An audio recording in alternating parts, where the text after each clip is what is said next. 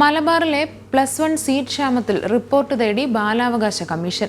പുതിയ ബാച്ചുകൾ അനുവദിക്കാതെ ക്ലാസ് റൂമുകളിൽ കുട്ടികളെ കുത്തിനിറയ്ക്കാനുള്ള നീക്കം അവസാനിപ്പിക്കണമെന്നതാണ് ആവശ്യം. താൽക്കാലികമായി അധിക സീറ്റുകൾ വർദ്ധിപ്പിച്ചുള്ള സ്ഥിരം രീതിയാണ് സർക്കാർ ജില്ലയിൽ പയറ്റുന്നത്. മലബാറിൽ തുടർപഠന സൗകര്യമില്ലാത്ത ജില്ലകളിലെ സർക്കാർ സ്കൂളുകളിൽ 30%, എയ്ഡഡ് സ്കൂളുകളിൽ 20% +1 സീറ്റുകൾ വർദ്ധിപ്പിക്കാനുള്ള മന്ത്രിസഭാ തീരുമാനം വിദ്യാർത്ഥികൾക്കും അധ്യാപകർക്കും ദുരിതമാവുകയാണ്. പുതിയ ബാച്ചുകൾ അനുവദിക്കുന്നതിന് പകരം മുമ്പും നിശ്ചിത ശതമാനം സീറ്റുകൾ മാത്രം വർദ്ധിപ്പിച്ചതിനാൽ മിക്ക സ്കൂളുകളിലെയും ക്ലാസ് മുറികൾ ഇപ്പോൾ തന്നെ വീർപ്പുമുട്ടുന്ന അവസ്ഥയിലാണ്.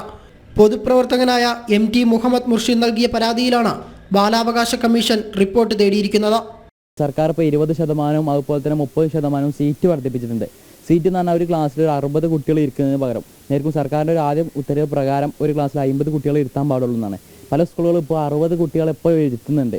പിന്നെയും 20-30% വിദ്യാർത്ഥികളെ ഇരുത്തിയാൽ വിദ്യാർത്ഥികൾ ക്ലാസ് റൂമിൽ കുത്തി നിറക്കുന്ന ഒരു അവസ്ഥയാണ് വരാൻ പോകുന്നത്. അപ്പോൾ അതിനെതിരെയായിരുന്നു നമ്മൾ ബാലാവകാശ കമ്മീഷനും അതുപോലെ തന്നെ മനുഷ്യാവകാശ കമ്മീഷനും പരാതി കൊടുത്തിട്ടുണ്ടായിരുന്നത്. അപ്പോൾ അതിൻ്റെ ഭാഗമായിട്ട് നടപടി വന്നിട്ടുണ്ട്. ബാലാവകാശ കമ്മീഷൻ കേസ് ആരംഭിച്ചിട്ടുണ്ട്. പിന്നെ അതുപോലെ തന്നെ പൊതുവിദ്യാഭ്യാസ വകുപ്പിനോട് 10 ദിവസത്തിനകം റിപ്പോർട്ട് തരാമെന്ന് പറഞ്ഞിട്ടുണ്ട്. സർക്കാരിൻ്റെ ഈ നീക്കം മലബാറിലെ വിദ്യാർത്ഥികൾക്ക് ഗുണമേന്മയുള്ള വിദ്യാഭ്യാസം നിഷേധിക്കലാകും. പുതിയ ബാച്ചുകൾ അനുവദിക്കുന്നതിലൂടെ വിദ്യാർത്ഥികൾക്ക് മികച്ച പഠനാന്തരീക്ഷം ഒരുങ്ങും.